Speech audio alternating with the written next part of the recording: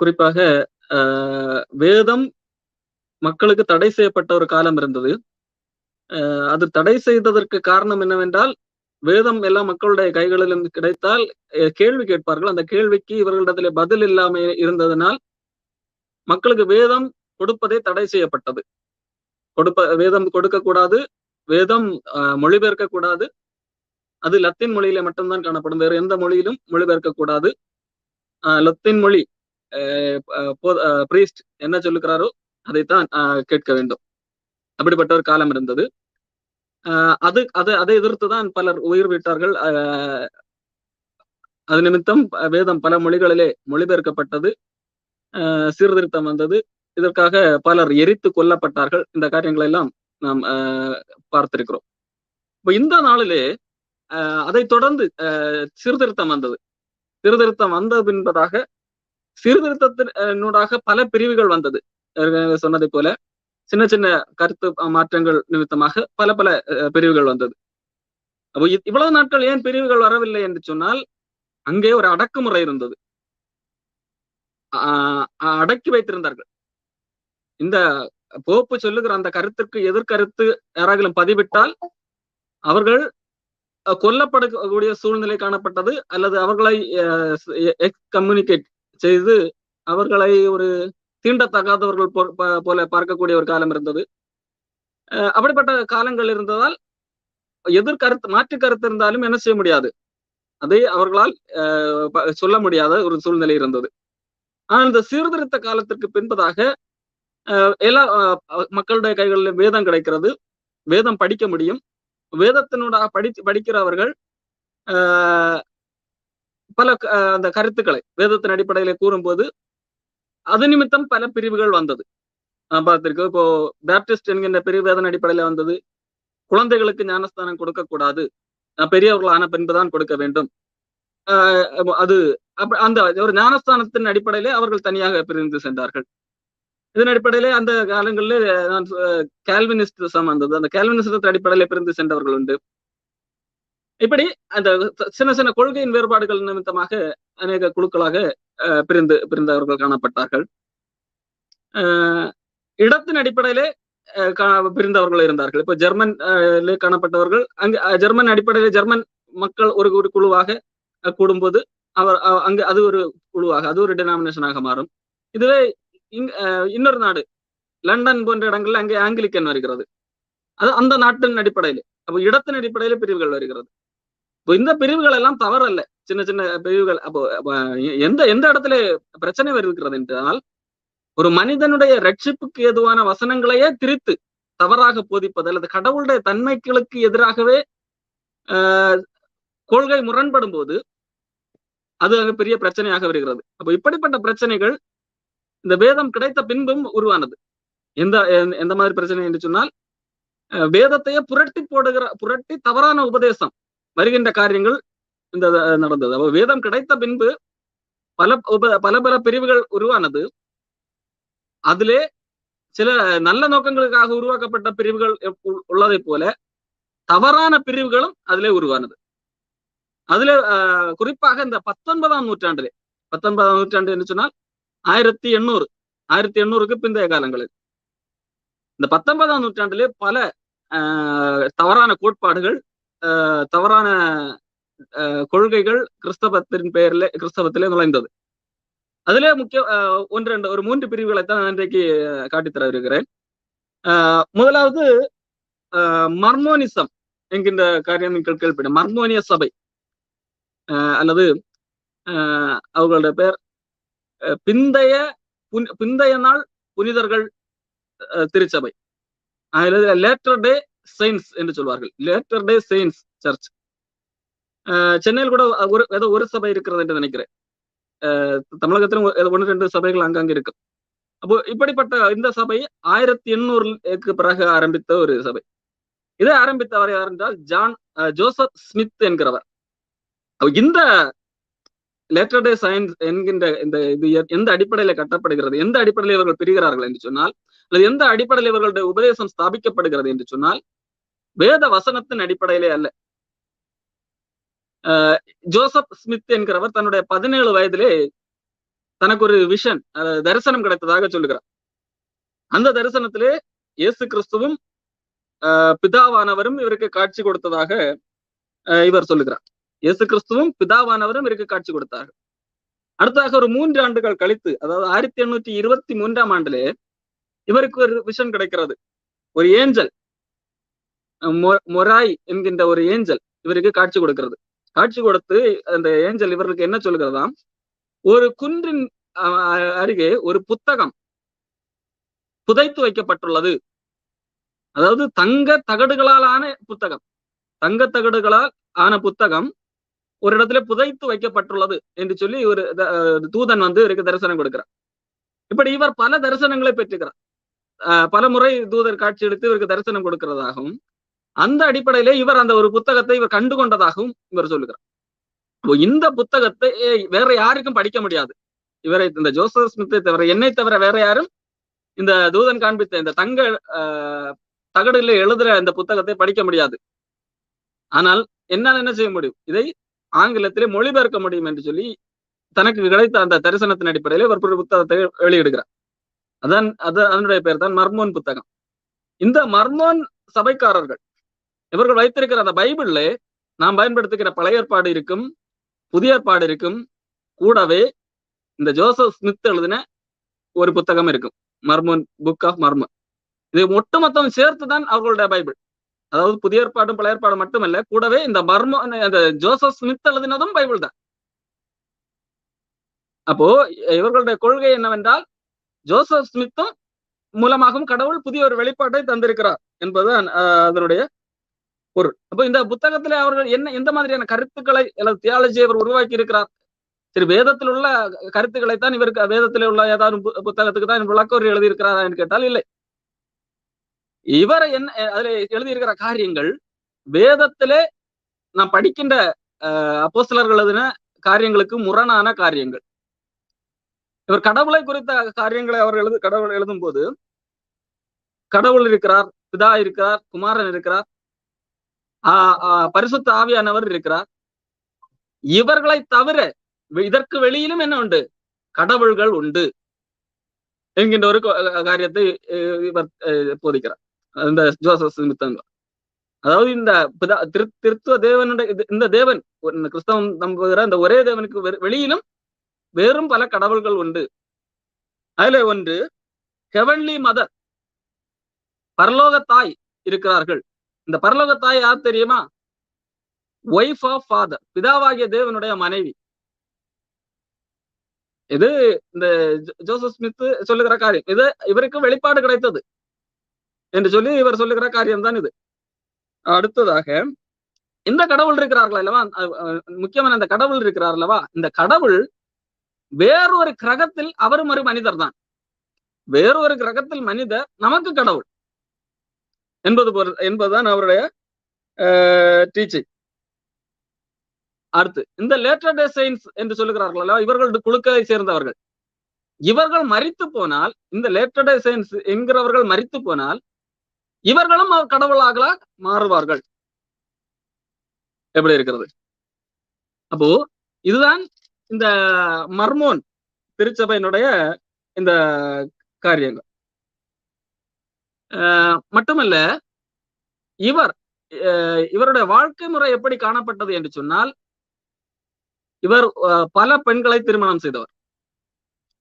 ஒரு மனைவி அல்ல, பல பெண்களை திருமணம் செய்தவர். இவருடைய தியாலஜியும் என்னது? பல பெண்களை திருமணம் செய்யலாம் என்பதுதான். இந்த லேட்டர் டே சயின்ஸ் இவர் உருவாக்கின இந்த கொள்கை, மர்மோனிய சபை எதை நம்புகிறது என்று சொன்னால், ஆண்டவர் ஆதிகால கிறிஸ்தவ அந்த திருச்சபையை புதிதாக்கம் செய்தார், அதாவது மறு உருவாக்கம் செய்தார். யார் மூலமாக என்று சொன்னால், இந்த ஜோசப் ஸ்மித் மூலமாக ஆண்டவர் மறு உருவாக்கம் செய்தார், மறு சீரமைப்பு செய்தார். ஆகவே அந்த அப்போஸ்தலர்கள் எழுதிய அந்த தியாலஜியிலிருந்து ஜோசப் ஸ்மித் காலம் வரைக்கும் ஒரு காலம், அந்த ஜோசப் ஸ்மித் அதை மறு உருவாக்கம் செய்து இதன் பின்பதாக ஒரு புதிய கிறிஸ்தவத்தை ஆண்டவர் ஏற்படுத்தி இருக்கிறார் என்பதுதான் அவர்களுடைய தியாலஜி. மட்டுமல்ல, இந்த ஜோசப் ஸ்மித் சொல்லும் போது அந்த பழைய புதிய வெளிப்படுத்தின விசேஷத்திலே வருகிற புதிய எருசலேம், அதாவது 1000 வருட அரசாட்சியிலே புதிய எருசலேம் ஆண்டவர் ஸ்தாபித்தார் என்று மறுமலவா. இதை குறித்த இவருடைய கோட்பாடு என்னவென்றால், புதிய எருசலேம் என்பது அமெரிக்கா, தற்போது இருக்கிற அந்த அமெரிக்காவிலே ஆண்டவர் உருவாக்குவார். இதான் என்னது இந்த ஜோசப் ஸ்மித் அவர்களுடைய தியாலஜி. இவர் தன்னுடைய திருச்சபையிலே என்ன என்ன செய்தார் என்று சொன்னால், நம் ஒரு பிசினஸ் ஆரம்பித்து என்று சொல்லி எல்லா தன்னுடைய சபையில் தன்னை பின்பற்றுகிறவர்களை எல்லாம் அதிலே பங்கெடுக்க செய்தார். பங்கெடுக்க செய்து அந்த பிசினஸ் கடைசியிலே தோல்வியிலே முடிந்தது. ஆகவே அநேகர் அவரை எதிர்க்க ஆரம்பித்தார்கள். மட்டுமல்ல, இவர் இந்த பெண் விஷயத்திலே மிகவும் மோசமானவராக காணப்பட்டதால் இவர் மேல் பாலியல் குற்ற வழக்குகள் காணப்பட்டது. இவரை சிறையிலே அடைத்து போட்டார்கள். இந்த வங்கிக்கு எதிராக ஃப்ராடு செய்ததன் என்று சொல்லி குற்றச்சாட்டின் பேரில் இவரை சிறையில் அடைத்திருந்தார்கள். கடைசியாக இவரால் பாதிக்கப்பட்டவர்கள் என்று சொல்லப்படுகிறவர்கள் இவர்களுக்கு அந்த சிறை அடைக்கப்பட்ட இவரை சுட்டு கொண்டார்கள். இவரையும் இவரோடு கூட இன்னொரு நபரையும் சேர்த்து சுட்டு கொண்டார்கள். அப்போ இதுதான் இவருடைய நிலைமை, ஜோசப் ஸ்மித் என்கிறவர். அப்போ இவர் மரித்து போனாலும் இவர் தோற்றுவித்த அந்த துருபதேசம் இன்றைக்கும் தொடர்கிறது. லேட்டர் டே சயின்ஸ் என்கின்ற அந்த ஒரு குழு இன்றைக்கும் உலகமெங்கும் பரவலாக அங்கங்கே காணப்படுகிறது. இது ஒரு உபதேசம். வேதம், ஒரு மனிதன் வேதத்தை சரியாக நம்பினான் என்று சொன்னால், இந்த மர்மோன் அவன் இந்த ஆரம்பித்த போதே அதை எதிர்த்திருக்க முடியும், அல்லது அந்த குழுவில இணையாமல் தன்னை தற்காத்துக் கொண்டிருக்க முடியும். யாரெல்லாம் இதுல இணைந்திருப்பார்கள் என்று நினைக்கிறீர்கள்? வேதத்தை படிக்காதவர்கள் அல்லது வேதத்தை ஏற்றுக்கொள்ளாதவர்கள். சரி, இது ஒரு குழு. இன்னொரு இதை காண்பிக்கிறேன். 1831ஆம் ஆண்டுல, இதுவும் நியூயார்க்ல, மில்லர் என்கிறவர், வில்லியம் மில்லர். இந்த வில்லியம் மில்லர் என்கிறவர் ஒரு வேதத்தை ஆராய்ந்து ஒரு காரியத்தை அவர் சொல்லுகிறார். இந்த வில்லியம் மில்லர் என்கிறவர் தனக்கு ஒரு தரிசனம் கிடைத்தது என்று சொல்லி இந்த ஜோசப் ஸ்மித்தை போல சொல்லுகிறவர் அல்ல. ஜோசப் ஸ்மித் எனக்கு ஆண்டவர் புதிய ஒரு வெளிப்பாட்டை கொடுத்தார் என்கின்ற அடிப்படையில ஒரு கொள்கையை உருவாக்கினவர். நான் எப்போ சொல்லுகிற இந்த வில்லியம் மில்லர் என்கிறவர் எனக்கு ஒரு புதிய வெளிப்பாடு கிடைத்தது, ஆண்டவர் என்னோடு நேரடியாக பேசினார் என்கின்ற அடிப்படையிலே வந்தவர் அல்ல. வேதத்தை ஆராய்ந்து வேதத்தின் அடிப்படையில நான் ஒரு காரியத்தை சொல்லுகிறேன், கண்டுபிடித்தேன் என்று சொல்லி ஒரு காரியத்தை சொல்லுகிறார். அதாவது தானியேலின் புஸ்தகத்தை நான் ஆராய்ந்து பார்த்தேன், நான் தானியேலின் புஸ்தகத்தை ஆராய்ந்து பார்த்து ஒரு காரியத்தை கண்டுபிடித்தேன் என்று சொல்லி தானியேலின் புஸ்தகம் 8ஆம் அதிகாரம் அதிலிருந்து ஒரு காரியத்தை சொல்லுகிறார். தானியேலின் புஸ்தகம் 8ஆம் அதிகாரம் 14ஆம் வசனம்.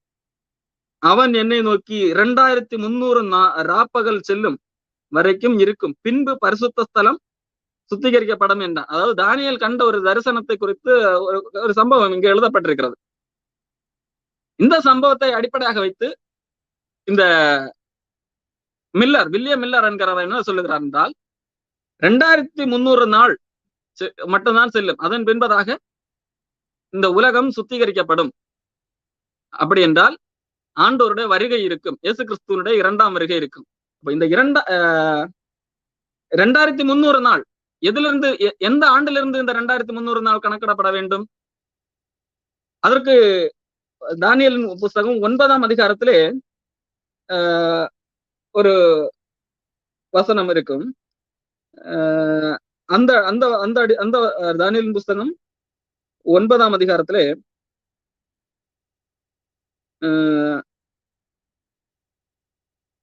24வது வசனத்தின்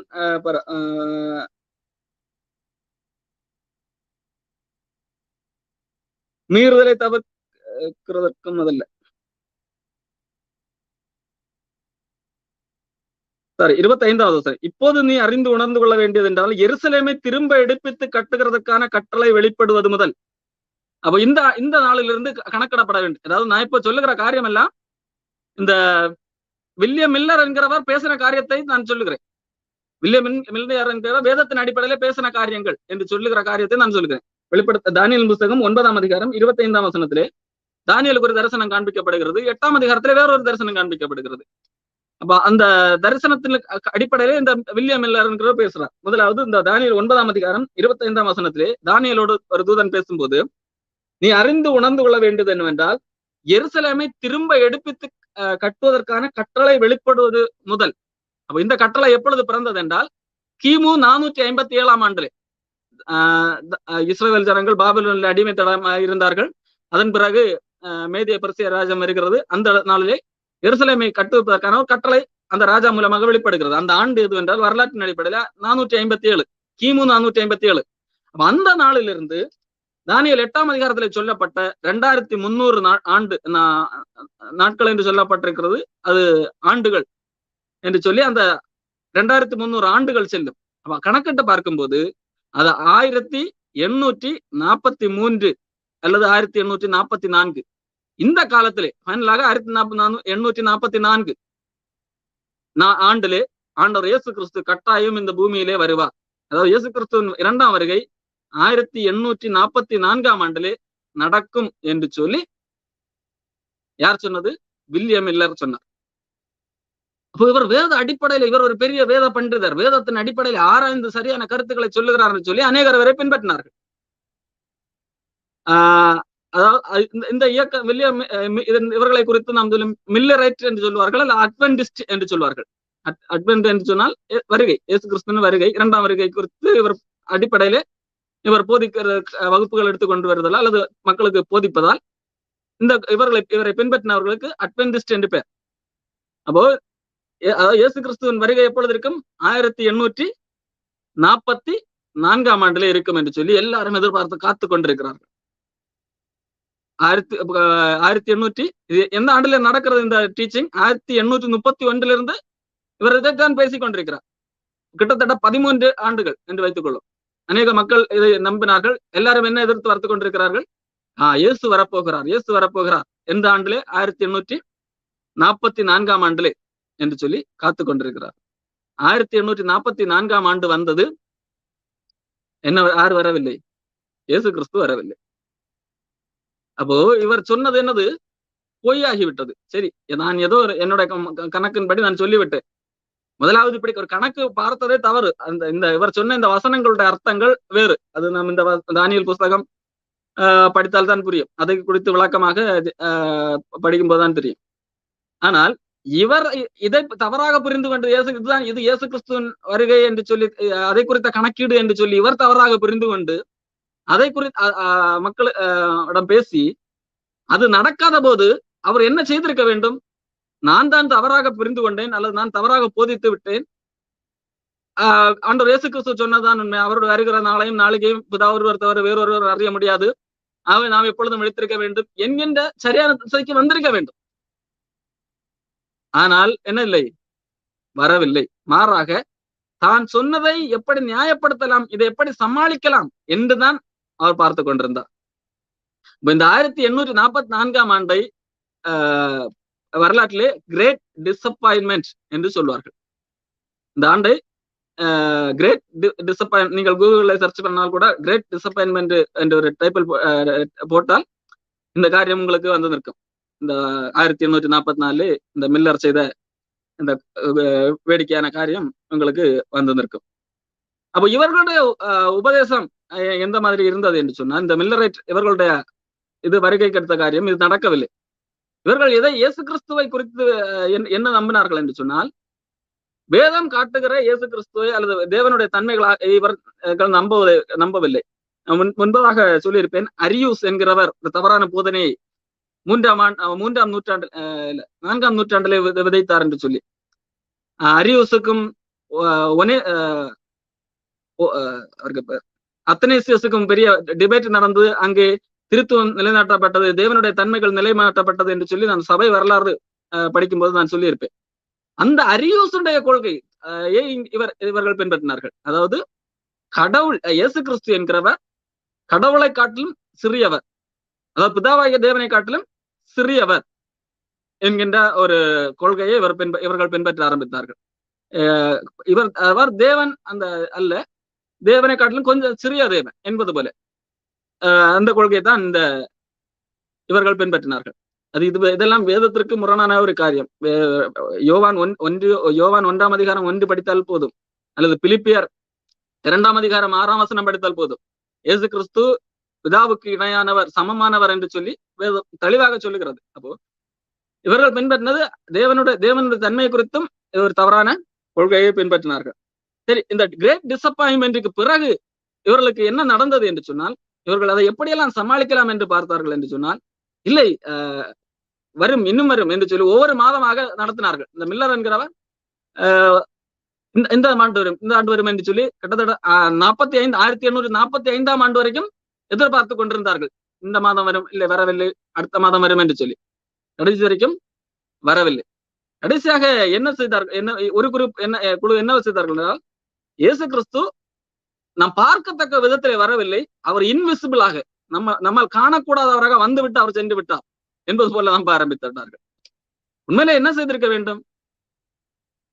இது தவறான பிரிடிக்ஷன், தவறாக கணித்து விட்டார், வேதவசனத்தை தவறாக புரிந்து கொண்டு தவறாக கணித்து விட்டார் என்கின்ற நிலைமைக்கு வந்திருக்க வேண்டுமே தவிர அதை எப்படி சமாளிக்கலாம் என்று சொல்லி சென்று விட்டார்கள். அதன் பின்பதாக என்ன, எபிரேயர் புஸ்தகத்திலே இருந்து ஒரு வசனத்தை மேற்கோள் காட்டி, இயேசு கிறிஸ்து இங்கே பூமிக்கு வரவில்லை, மில்லர் சொன்னது தேதி எல்லாம் சரியானதுதான், ஆனால் அவர் புரிந்து கொண்ட விதத்திலே ஒரு சின்ன பிழை ஏற்பட்டு விட்டது. ஆகவே இயேசு கிறிஸ்து இந்த பூமியில வரவில்லை, மாறாக அவர் பரலோகத்திலே பரிசுத்த ஸ்தலத்திலே சென்ற நாள் தான் அது என்று சொல்லி நம்ப ஆரம்பித்தார்கள். இயேசு கிறிஸ்து பரலோகத்திலே பரிசுத்த ஸ்தலத்திலே, அதாவது இயேசு கிறிஸ்து மரித்து உயிர்த்தெழுந்து பரமேறு சென்றார். பரமேறு சென்றதிலிருந்து இந்த 1844 ஆண்டு வரைக்கும் இயேசு கிறிஸ்து எங்கே செல்லவில்லையாம், பரலோகத்திலே பரிசுத்த ஸ்தலம் என்று சொல்லி தனியாக ஒரு இடம் இருக்கிறது, அங்கே இயேசு கிறிஸ்து நுழையவே இல்லை. அவ்வளவு நாட்கள் இயேசு கிறிஸ்து எங்க இருந்தார் அது தெரியாது, எங்க இருந்து விட்டார். பரிசுத்த ஸ்தலத்துக்குள்ளாக இயேசு கிறிஸ்து நுழையவில்லை. அப்போ இயேசு கிறிஸ்து எப்பொழுது பரிசுத்த ஸ்தலத்திலே நுழைந்தார்? 1844 ஆண்டிலே தான் நுழைந்தார். இதைதான் மில்லர் சொல்லி இருக்கிறார் என்று சொல்ல ஆரம்பித்தார்கள். மட்டுமல்ல, இந்த 1844க்கு பிறகு, இந்த 1844க்கு பிறகு உள்ள மக்கள், அவர்கள் மீதியான சபை, அதாவது இவர்கள் மீதியான சபை என்று சொல்லி சொல்ல ஆரம்பித்தார்கள், ரெமனன்ட் சர்ச்.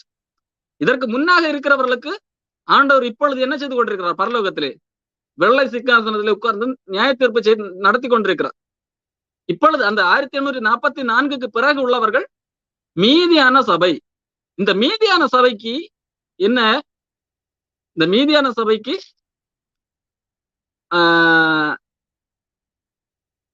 இந்த புதிய ஏற்பாட்டு உபதேசம் அல்ல, மாறாக அவர்களுக்கு வேறொரு உபதேசம் இருக்கிறது என்று சொல்லி ஆரம்பித்தார்கள். அதாவது வெளிப்படுத்தின விசேஷம் நான் படிக்கிறேன், 12ஆம் அதிகாரத்தின் அடிப்படையில, வெளிப்படுத்தின விசேஷம் 12ஆம் அதிகாரம் 17ஆம் வசனம். அப்பொழுது வலுசர்ப்பமானது ஸ்திரீயின் மேல் கோபம் கொண்டு தேவனுடைய கற்பனைகளை கை கொள்ளுகிறவர்களும் இயேசு கிறிஸ்துவை குறித்து சாட்சியை உடையவர்களுமாகிய அவளுடைய சந்ததியான மற்றவர்களுடனே யுத்தம் பண்ணிட்டு என்று இந்த வசனத்தின் அடிப்படையிலே அவர்கள் சொல்லுகிற காரியம், மற்றவர்கள், இங்க மற்றவர்கள் என்று சொல்லுகிறது மீதியானவர்கள். அதாவது இயேசு கிறிஸ்துவின் வருகை முடிந்து விட்டது, அதாவது இன்விசிபிளாக அவருடைய வருகை முடிந்து விட்டது. அவர் இப்பொழுது பரலோகத்திலே மகா பரிசுத்தத்திலே பிரவேசித்து விட்டார். அங்கே ஏற்கனவே மரித்தவர்களுக்கான நியாய தீர்ப்பு நடந்து கொண்டிருக்கிறது. நாம் இப்பொழுது இங்கே பூமியில காணப்படுகிறவர்கள் மீதியானவர்கள். இந்த மீதியானவர்களுக்கு உள்ள சட்டம் என்ன? தேவனுடைய கற்பனைகளை கை கொள்ளுகிறவர்கள். இந்த கற்பனை என்பது பழைய ஏற்பாட்டு கற்பனையை குறிக்கும். ஆகவே இப்ப மீதியானவர்கள் பழைய ஏற்பாட்டு சட்டங்களையும் பின்பற்ற வேண்டும். பழைய ஏற்பாட்டு சட்டத்தை என்ன உண்டு? 7ஆம் நாள் தான் ஓய்வு நாள். 7ஆம் நாள் என்றால் சனிக்கிழமை தான் ஓய்வு நாள். ஆகவே நான் சனிக்கிழமையை ஓய்வு நாளாக ஆசரிக்க வேண்டும். பழைய ஏற்பாட்டில் வேற என்ன கட்டளை கொண்டு? பலவித எல்லாவித உணவுப் பொருட்களையும் நாம் சாப்பிட முடியாது. செதில் உள்ள மீன்களை தான் சாப்பிட வேண்டும். செதில் இல்லாத மீன்கள் சாப்பிட முடியாது. பன்றி இறைச்சி, சில மிருகங்கள் சாப்பிட முடியாது. அப்ப இதையெல்லாம் நாம் பின்பற்ற வேண்டும் என்கின்ற ஒரு கொள்கைக்கு குறிப்பாக சொல்ல வேண்டும் என்றால், நமக்கு கொடுக்கப்பட்டிருக்கிற சட்டம் என்ன? பழைய ஏற்பாட்டு சட்டத்தையும் நான் பின்பற்ற வேண்டும் என்கின்ற ஒரு முடிவுக்கு வருகிறார்கள். இந்த அடிப்படையில் உருவானதுதான் செவன்த் டே அட்வென்டிஸ்ட் என்கின்ற சபை. இதற்கு இந்த காரிய உபதேசத்துக்கு முக்கியமான காரணம் எல்என்ஜி ஒயிட் என்கின்ற ஒரு பெண்மணி. இவர்கள்தான் இந்த டீச்சிங்கை ஆரம்பிக்கிறார்கள். என்ன? அதன் பிறகுதான் இவர்கள் சனிக்கிழமையிலே நாம் ஒரு வேலையும் செய்யக்கூடாது, வெள்ளிக்கிழமை சாயந்தரத்துக்குள்ள, அதாவது வெள்ளிக்கிழமை மாலை 6 மணிக்குள்ளதாக எல்லா வேலையும் முடித்திருக்க வேண்டும், இன்க்ளூடிங் சமையல் உட்பட. வெள்ளிக்கிழமை இரவிலிருந்து சமைக்க கூடாது.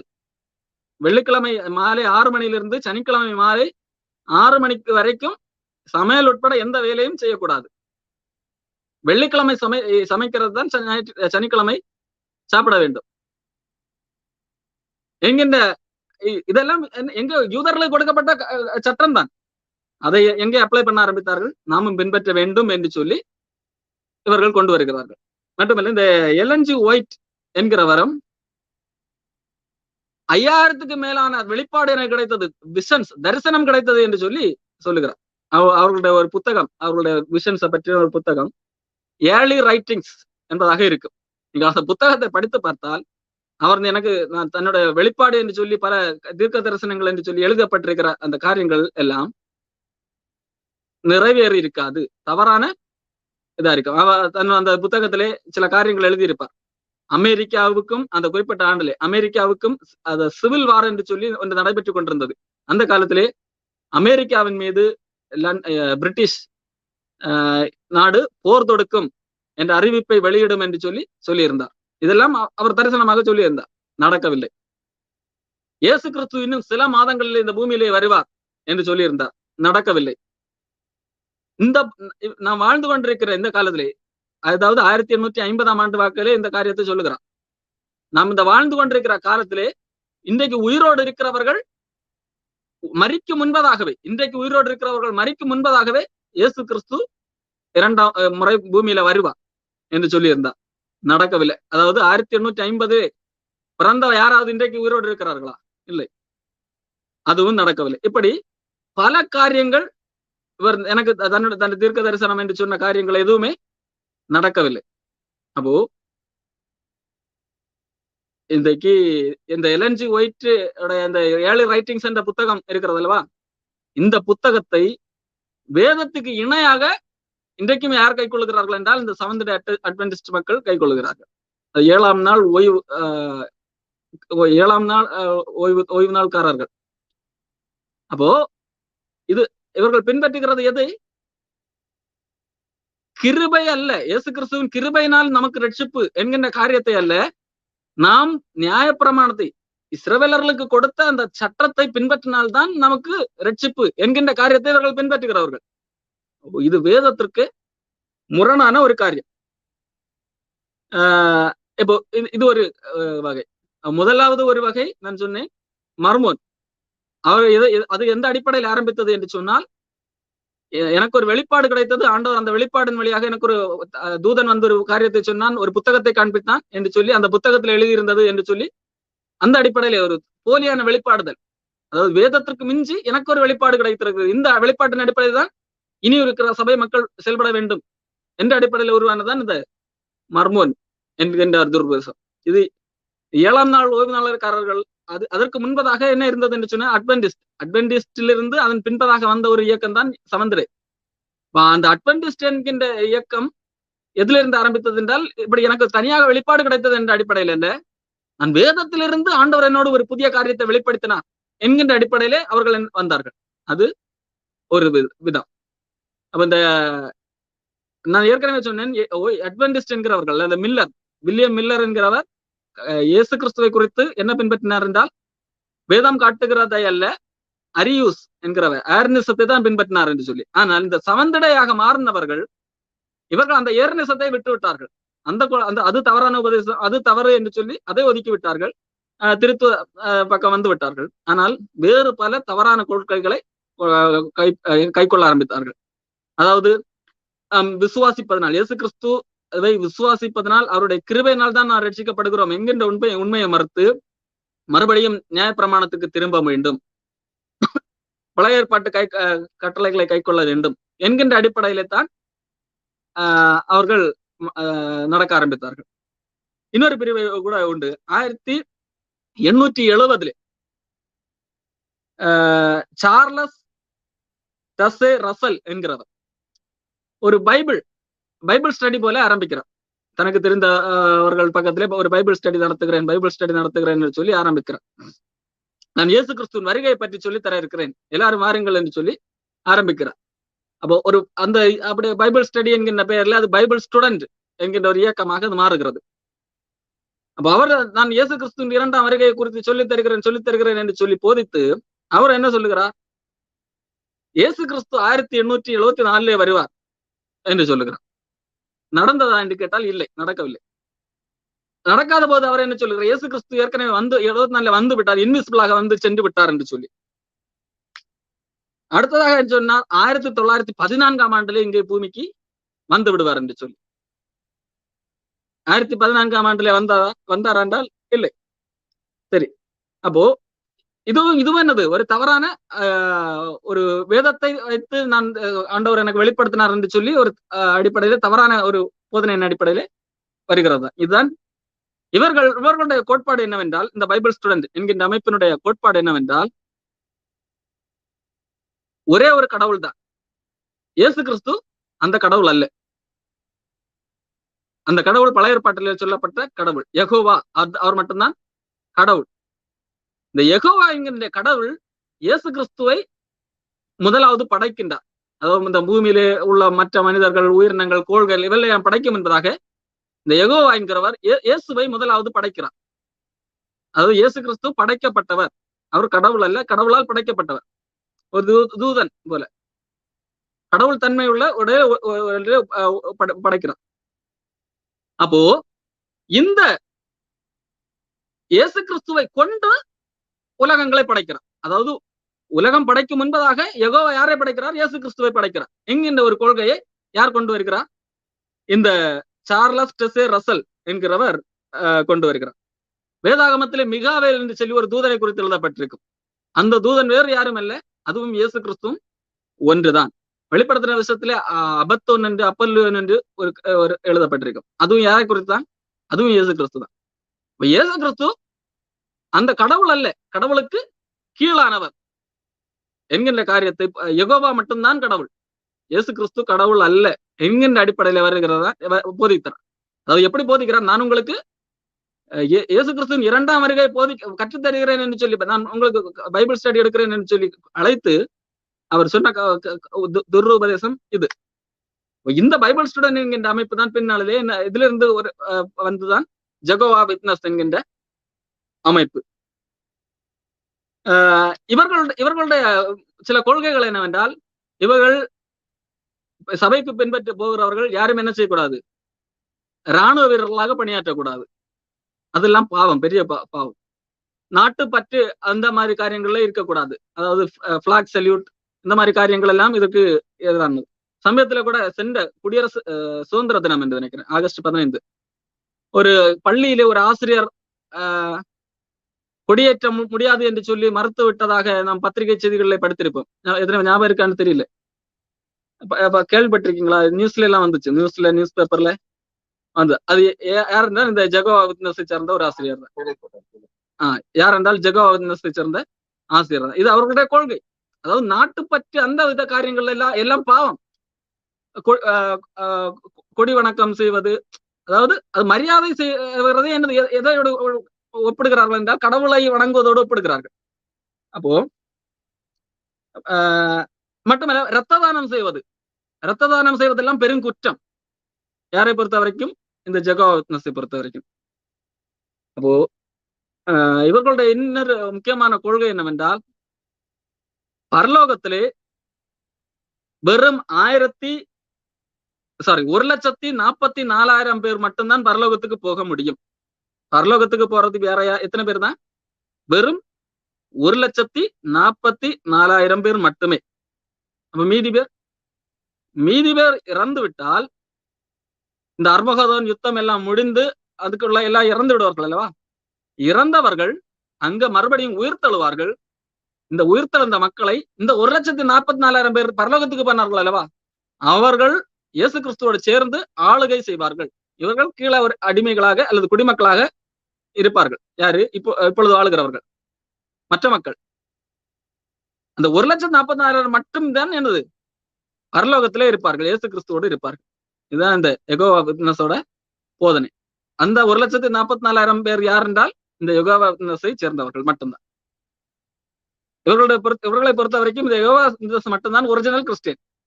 மற்றவர்கள் எல்லாம் தவறானவர்கள் என்பது. அவர்களுடைய இன்னொரு கோட்பாடு என்றால் நரகம் என்றெல்லாம் கிடையாது. நரகம் அவர்களை நித்தியமாக அவர்கள் எரிகிற அக்கினியிலே கிடப்பார்கள், அப்படியெல்லாம் கிடையாது.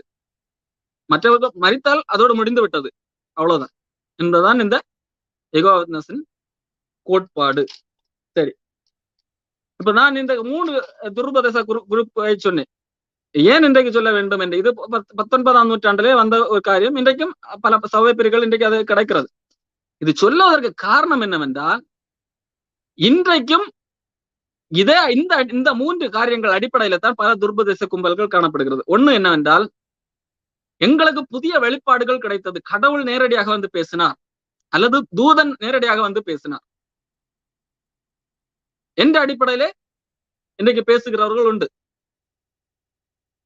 கடவுள் வந்து பேசினார், தூதன் வந்து பேசினார், ஆகவே இந்த தூதன் இதை செய்ய சொன்னார். உதாரணத்துக்கு தமிழகத்திலே சிலர் என்ன சொல்வார்கள், தூதர் வந்து சொன்னார், இல்ல கடவுளை இயேசு கிறிஸ்து நேரடியாக வந்து சொன்னார், இந்த ஒரு பெரிய பில்டிங்கை கட்ட சொன்னார், இந்த பில்டிங்கு பணம் தருகிறவர்களை கடவுள் ஆசீர்வதிப்பேன் என்று சொல்ல சொன்னார். அப்ப இது வேதாகமத்தின்படி சரியா என்று கேட்டால், புதிய ஏற்பாட்டில் நாம் படிக்கின்ற வேத வசனத்தின்படி பார்த்தால் இது தவறாக இருக்கும். அப்போ வேதாகமம் காட்டுகிற காரியத்துக்கு எதிராக கடவுள் ஒரு கொள்கை விஷன் மூலமாக, அதாவது தரிசனம் மூலமாக கொடுக்கிறார். அதை இன்றைக்கு போதிக்கிறார்கள். இதே போன்ற ஒரு காரியம் தான் நான் சொன்ன அந்த மர்மோன்காரர். இன்னொரு காரியம் என்னவென்றால், வசனத்தை தவறாக புரட்டி பேசுவது, தவறாக திரித்து பேசுவது. அது அந்த மில்லர் செய்த போன்ற காரியம். அதே போன்ற துருபதேசம் இன்றைக்கும் வருகிறது, காணப்படும். வேதம் அதனுடைய சரியான கான்செப்ட் அல்லது அதனுடைய முன் வசனம் பின் வசனம் அதையெல்லாம் விட்டு அதையெல்லாம் சரியாக புரிந்து கொள்ளாமல், கான்டெக்ஸ்ட் படி புரிந்து கொள்ளாமல், ஒரு வசனத்தை எடுத்துக்கொண்டு அதற்கு நான் கொடுக்கிற விளக்கத்தை நீங்கள் ஏற்றுக்கொண்டுதான் ஆக வேண்டும் என்பது போல பேசுகிறவர்கள் இன்றைக்கு உண்டு. இதே போல செய்ததுதான் யாரு? வில்லியம் மில்லர் என்கிறவர். தானியலின் புஸ்தகத்திலிருந்து 2 வசனங்களை எடுத்து வைத்துக் கொண்டு இந்த ஆண்டுல இயேசு கிறிஸ்து வந்து விடுவார் என்று சொல்லி இன்றைக்கும் இருக்கிறார்கள். இதே போல மாதம் வாக்குத்தத்தம் என்கின்ற பெயரில கொடுக்கிறார்கள் அல்லவா, அவர்கள் எல்லாம் இந்த குழுவை சேர்ந்தவர்களாக வருவார்கள். பாருங்கள், சம்பந்தம் இல்லாம இடையில இருந்து பழைய ஏற்பாட்டிலிருந்து ஒரு வசனத்தை எடுத்துக்கொண்டு இந்த வசனத்தின்படி இந்த மாதம் உங்களுக்கு இது ஆசீர்வாதம், இந்த மாதத்துல இது நடக்கும். அவர் சொன்னதற்கு இவர்கள் சொன்னதற்கு பெரிய வித்தியாசம் ஒன்றும் இருக்காது. அவர் என்ன சொன்னார்? தானியேல் சொல்லப்பட்ட இந்த வசனத்தின்படி இயேசு கிறிஸ்துவின் வருகை 1844 நடக்கும் என்று சொன்னார். இவர்கள் என்ன சொல்லுகிறார்கள்? பழைய ஏற்பாட்டிலிருந்து ஏதோ ஒரு வசனத்தை எடுத்து வைத்துக் கொண்டு இந்த வசனத்தின்படி இந்த மாதம் இது நடக்கும் என்று சொல்லுகிறார்கள். ரெண்டுமே வசனத்தை தவறாக வியாக்கியானம் செய்கிறது. இதுவும் ஒரு துருபதேசம், தவறான கோட்பாடு. 3வது, இந்த யெகோவா விட்னஸை குறித்து நான் சொல்லும் போது ஒரு காரியத்தை விட்டு இவர்களை என்ன சொன்னார்கள்? இயேசு கிறிஸ்து யாரை காட்டிலும் பிதாவுக்கு கீழானவர், பிதாவினால் படைக்கப்பட்டவர் என்று சொன்னார்கள் அல்லவா, ஒரு தூதன் என்று சொன்னார்கள் அல்லவா. அப்போ சில வசனங்கள் வேத வசனத்தின் அடிப்படையில் பார்க்கும்போது இவர்கள் சொன்ன கருத்துக்கு எதிராக வேதம் சொல்லுகிறது. அப்போ என்ன செய்வது என்று யோசித்த இவர்கள் வேதாகமத்திலிருந்து இவர்கள் புதிதாக வேதாகமத்தை எழுத ஆரம்பித்தார்கள். இவர்களுடைய டிரான்ஸ்லேஷன் நியூ வேர்ல்ட் டிரான்ஸ்லேஷன் என்கின்ற ஒரு வேதாகமம் தான் இவர்கள் பின்பற்றுகிறது. யெகோவா விட்னஸ் பின்பற்றுகிற வேதாகமம் நியூ வேர்ல்ட் டிரான்ஸ்லேஷன். நீங்கள் படித்து பாருங்கள், இல்லை நீங்கள் கூகுள்ல கூட சர்ச் செய்து பாருங்கள், missing versus in the new world translation என்று போட்டு நம்முடைய கைகளில் இருக்கிற பல வசனங்கள் அந்த வேதாகமத்தை காணாது. இடம்பெற்றிருக்காது. காரணம், அந்த வசனங்கள் இருந்தால் இவர்களுடைய கொள்கை என்ன செய்ய முடியும், என்ன என்ன கொள்கைக்கு எதிராக இருக்கும்.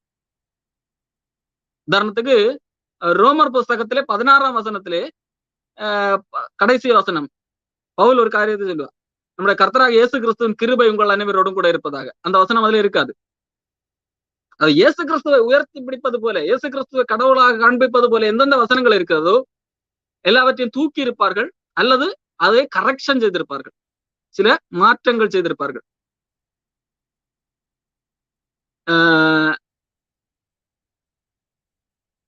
உதாரணத்துக்கு யோவான் 1ஆம் அதிகாரம் 1ஆம் வசனம். யோவான் 1ஆம் அதிகாரம் 1ஆம் வசனம். இயேசு கிறிஸ்துவ ஆதியிலே வார்த்தை இருந்தது, அந்த வார்த்தை தேவன இடத்தில் இருந்தது, அந்த வார்த்தை தேவனாக இருந்தது என்று வரும். அப்ப அந்த வார்த்தை தேவனாக இருந்தது என்று வரும் அல்லவா? அந்த இடத்துல இவர்கள் என்ன போட்டிருப்பார்கள், அந்த தேவனா இருந்ததை மாற்றி அந்த இடத்துல ஸ்மால் ஜி போட்டிருப்பார்கள். அதாவது காட் என்கின்ற அந்த வார்த்தைக்கு பொதுவாக ஆங்கிலத்திலே கடவுளை காட் என்று குறிக்கின்ற வார்த்தை என்றால் பெரிய ஜி போடுவார்கள். அந்நிய தெய்வங்கள், அந்நிய கடவுள்கள், கடவுள் அல்லாதவைகளை கடவுள் என்று குறிப்பிட ஸ்மால் ஜி போட்டிருப்பார்கள். இவர்கள் இயேசுவை குறிப்பிடுவதற்கு இந்த அவர்களுடைய டிரான்ஸ்லேஷன்ல ஸ்மால் ஜி தான் போடுவார்கள். காரணம், பெரிய ஜி போட்டால் இவர்களுடைய கொள்கை அடி வாங்கும் என்பதற்காக. அப்போ அது மூன்றாவது குழு என்ன செய்ய, முதலாவது குழு தங்களுடைய வேதத்துக்கு விரோதமான ஒரு வெளிப்பாடு எங்களுக்கு கிடைக்கிறது, வேதம் சபிஷியன்ட் அல்ல, வேதம் நமக்கு போதுமானதல்ல, கடவுள் இந்த வேதத்தை தாண்டி எங்களுக்கு ஒரு வெளிப்பாடு கொடுக்கிறார் என்கின்ற அந்த வெளிப்பாட்டின் அடிப்படையிலே தவறான உபதேசம் இருக்கிறது. இரண்டாவது, வேத வசனங்களை தவறாக வியாக்கியானம் செய்வது நிமித்தமாக ஒரு துர்வசம் இருக்கிறது. உதாரணத்துக்கு இந்த ப்ராஸ்பரிட்டி காஸ்பல் எல்லாம் அந்த குழுவை சார்ந்ததுதான். அதாவது ஆண்டவர் சொன்ன நோக்கம் வேறாக இருக்கும், இவர்கள் புரிந்து இவர்கள் எடுத்துக்கொள்வது வேறாக இருக்கும். இவர்கள் அதை பணம் சம்பாதிப்பதற்கு ஏதாவது புரட்டி பேசுகிறார் அல்லவா? இதெல்லாம் வேத வசனத்தை மாற்றி பேசுவதனால் வருகிற துருபதேசம். மூன்றாவது, வேத வசனத்தையே எடுத்து போடுகிற, ரீரைட் செய்கிற, திருத்தி அமைக்கிற இது நிமித்தம் ஒரு கோட்பாடு வருகிறது. இந்த ஜெகோவா செய்கிற காரியங்கள், அதாவது வேத வசனத்தையே திருத்தி அமைக்கிறார்கள். ஒன்றுகள் எடுத்து போடுகிறார்கள், இல்லை அதில் கூட்டி சில ஆடு செய்கிறார்கள், அதை திருத்தி அமைக்கிறார்கள். இன்றைக்கு சிலர் அப்படி செய்வார்கள்.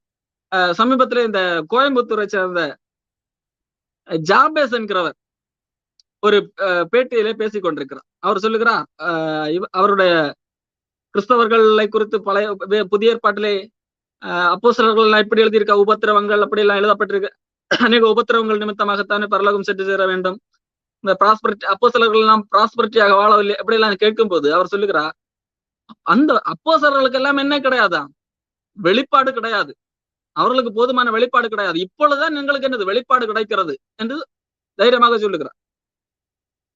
வேதம் நமக்கு தெளிவாக சொல்லுகிறது. எபேசியர் புஸ்தகத்திலே 4ஆம் அதிகாரத்திலே, அப்போஸ்தலர் தீர்க்கதரிசிகள் என்பவர்கள் மேல் கட்டப்பட்டிருக்கிறீர்கள். அதுல இயேசு கிறிஸ்து மூளைக்கல்லாக இருக்கிறார். இயேசு கிறிஸ்து மூளைக்கல்லாக இருக்கிறார். அப்போஸ்தலர்களும் தீர்க்கதரிசிகள், அப்போஸ்தலர் தீர்க்கதரிசிகள் என்ற அவர்களுடைய உபதேசம், டீச்சிங், அதன் மேல் கட்டப்படுகிறது தான் சபை என்று வேதம் தெளிவாக சொல்லுகிறது. இந்த ஜாபேஸ் என்ன சொல்லுகிறார், ஜாபேஸ் மட்டும் இல்லை, இது ஒரு உதாரணத்துக்கு உங்களுக்கு சொல்லுகிறேன். இவர்கள் என்ன சொல்லுகிறார்கள், இல்லை அவர்களுக்கு போதுமான வெளிப்பாடு கிடையாது, இன்றைக்கு எங்களுக்கு மிஞ்சின வெளிப்பாடு கிடைக்கிறது, ஆகவே அதுக்கேற்ற விதத்துல என்னது நாம் அப்டேட் ஆக வேண்டும்.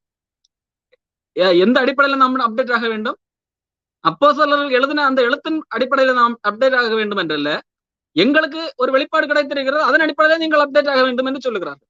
எவ்வளவு தவறான விஷயம்.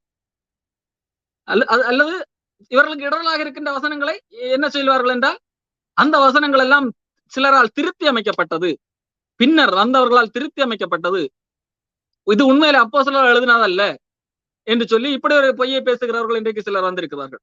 வேத வசனத்தின் சில வசனங்களை இந்த வசனங்கள் திருத்தி அமைக்கப்பட்ட வசனங்கள் என்று சொல்லி பேசுகிறவர்கள் உண்டு. அப்போ இந்த அடிப்படையில தான் இன்றைக்கு துருபதேசங்கள் காணப்படுகிறது. இன்னைக்கு நம்ம என்ன காணப்பட வேண்டும், இயேசு கிறிஸ்து சொன்னால் மத்தேயு 7ஆம் அதிகாரத்திலே 15ஆம் வசனத்திலே, கள்ள தீர்க்கதரிசிகளுக்கு எச்சரிக்கையா இருங்கள். அந்த கள்ள தீர்க்கதரிசிகளை எச்சரிக்கையா இருக்க வேண்டும் என்றால் நாம் சில காரியங்களை நாம் அடிப்படையாக பின்பற்ற கைக்கொள்ள வேண்டியது அவசியம். ஏசாயா தீர்க்கதரிசியின் புஸ்தகம் 8ஆம் அதிகாரம் அதனுடைய 20வது வசனம். இது கள்ளத்திற்க தரிசிகளை குறித்து சொல்லும் போது, அது கள்ளத்திற்க தரிசிகள் அல்லது குறி சொல்லுகிறவர்கள் அவர்களை சொல்லும் போது ஆண்டவர் சொல்லுகிற ஒரு வார்த்தை, வேதத்தையும் சாட்சி ஆகமத்தையும் கவனிக்க வேண்டும். வேதத்தையும் சாட்சி ஆகமத்தையும் கவனிக்க வேண்டும். இந்த வார்த்தையின்படியே சொல்லாவிட்டால் அவர்களுக்கு விடியற்காலத்து வெளிச்சம் இல்லை. அப்போ சொல்லுகிறவர்கள், இது குறி சொல்லுகிறவர்களை குறித்து சொல்லும் போது, அல்ல நாம் யாருடைய வார்த்தையை நாம் கேட்கிறோமோ, நாம் குறி சொல்லுகிறவர்களுடைய வார்த்தையை கேட்கிறோம் என்று சொன்னால், அவர்கள் வேத அடிப்படையில சொல்லுகிறார்களா? சொல்ல வாய்ப்பே இல்லை. அதுதான் சொல்ல வருகிறார். அப்போ ஒருத்தன் சொல்லுகிறான் என்றால், அதை நாம் கேட்கிறோம் என்றால், அவர்கள் வேத வசனத்தையும் படி சொல்லுகிறார்களா என்பதை நாம் பார்க்க வேண்டும். அதுதான் சொல்லுகிறது. வேதத்தையும் சாட்சி ஆகமத்தையும் கவனிக்க வேண்டும். இந்த வார்த்தையின்படி சொல்லாவிட்டால் அவர்களுக்கு என்ன இல்லை? அவர்களிடத்திலே வெளிச்சம் இல்லை. அவர்களிடத்திலே வெளிச்சம் இல்லை என்று சொன்னால், அதை கேட்கிற நம்மளிடத்திலே வெளிச்சம் வருமா? கண்டிப்பாக வராது. அடுத்ததாக இந்த கள்ளத்திற்க தரிசிகளை கண்டுபிடிக்கிறதை குறித்து ஒரு வசனத்தை சொல்லுகிறேன். எரேமியாவின் புஸ்தகம் 28ஆம் அதிகாரம். எரேமியாவின் புஸ்தகம் 28ஆம் அதிகாரம் 9ஆம் வசனம். சமாதானம் வரும் என்று தீர்க்க தரிசனம் சொல்லி இருக்க, அந்த தீர்க்க தரிசி சொன்ன வார்த்தையின்படி வந்தால் அப்பொழுது அவன் கர்த்தர் மெய்யா அனுப்பின தீர்க்க தரிசியாக விளங்குவான் என்று எரேமியா தீர்க்க தரிசி சொன்னான். இது இந்த எரேமியா தீர்க்க தரிசி சொல்ல காரணம் என்னவென்றா, இந்த யூத ஜனங்களுக்கு கடவுளுக்கு விரோதமாக பாவம் செய்தால் ஆண்டவர் எரேமியா தீர்க்க தரிசியோடு பேசுகிறார்.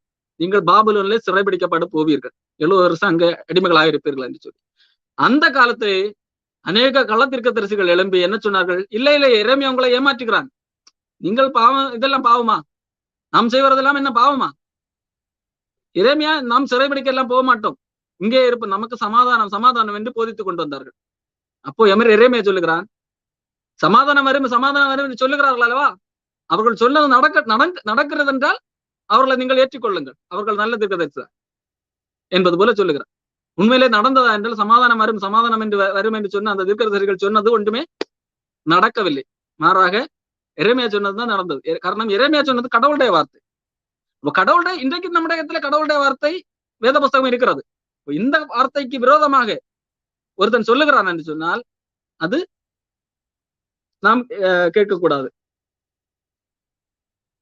அது நடக்காது. உபாகமம் புஸ்தகத்திலே கூட 18ஆம் அதிகாரம், உபாகமம் புஸ்தகம் 18ஆம் அதிகாரம் 22வது வசனம். உபாகமம் 18ஆம் அதிகாரம் 22வது வசனம். ஒரு தீர்க்கதரிசி கர்த்தரின் நாமத்தினாலே சொல்லும் காரியம் நடவாமலும் நிறைவேறாமலும் போனால் அது கர்த்தர் சொல்லாத வார்த்தை. அந்த தீர்க்கதரிசி அதை துணிகரத்தினால் சொன்னா அவனுக்கு நீ பயப்பட வேண்டாம். அப்போ பாருங்க, வேதம் நமக்கு தெளிவாக சொல்லுகிறது. இந்த இளஞ்சி சொன்னதாகட்டும், இன்னைக்கு நாம பார்த்தோம் இல்லையா, 3 பேர் யார் சொன்னதுமே நடக்கல. ஆனா இன்னைக்கு அவர்களை பின்பற்றுவதற்கு ஏகப்பட்ட ஃபாலோவர்ஸ் இருக்கிறார்கள். அவர்களுடைய ரைட்டிங்ஸை இன்றைக்கும் ஃபாலோ பண்ணுகிறவர்கள் இருக்கிறார்கள். வேதம் தெளிவாக சொல்லுகிறது, ஒருவன் கடவுளுடைய நாமத்திலே நடக்கும் என்று சொன்னான் என்றால், அது நடக்கவில்லை என்றால் அவன் துணிகரத்தினால் சொன்னான், கடவுள் சொல்லவில்லை.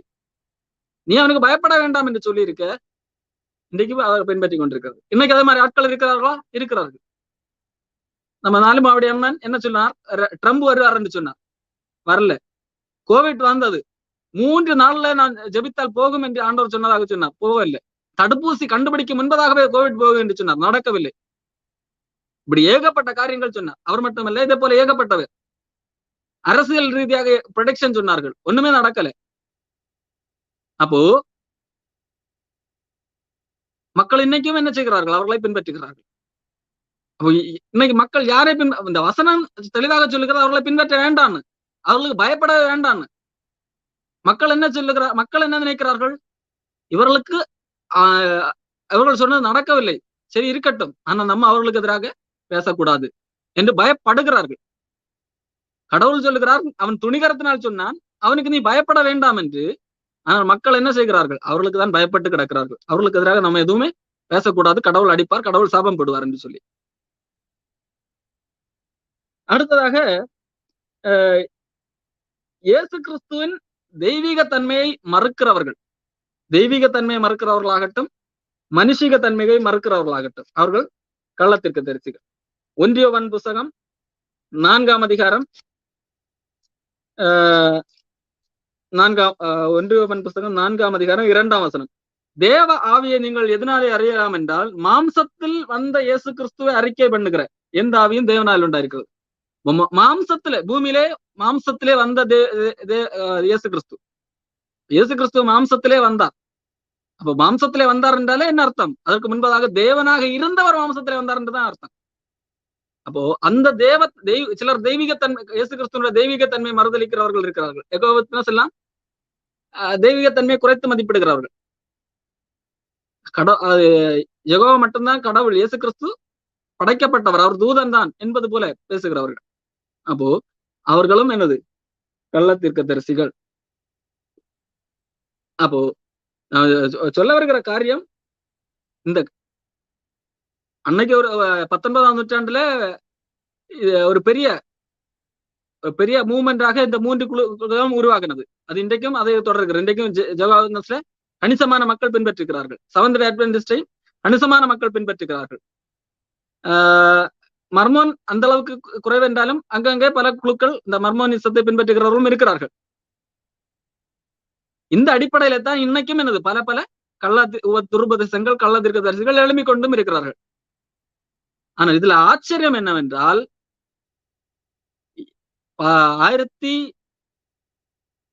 1500ஆம் ஆண்டுகளிலே அல்லது 1417க்கு பின்பதாக எல்லார் கைகளிலும் பைபிள் தாராளமாக கிடைப்பதற்கான வாய்ப்புகள் உருவாக்கப்பட்டது.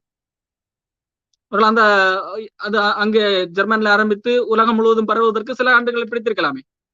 ஆனால் அதற்கு முன்பதாக ஒரு காலம் யாரிடமே பைபிள் கிடைக்காத ஒரு காலம் இருந்தது.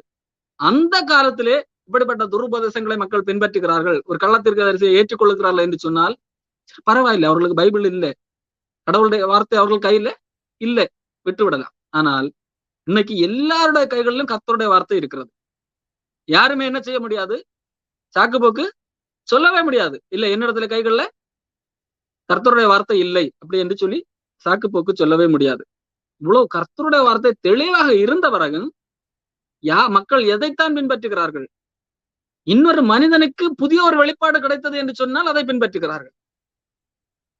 ஒரு மனிதன் வேதத்தை புரட்டி தவறான ஒரு வியாக்கியானம் செய்து இதுதான் கடவுள் கொடுத்த வெளிப்பாடு என்று சொன்னால் அதை பின்பற்றுகிறார்கள்.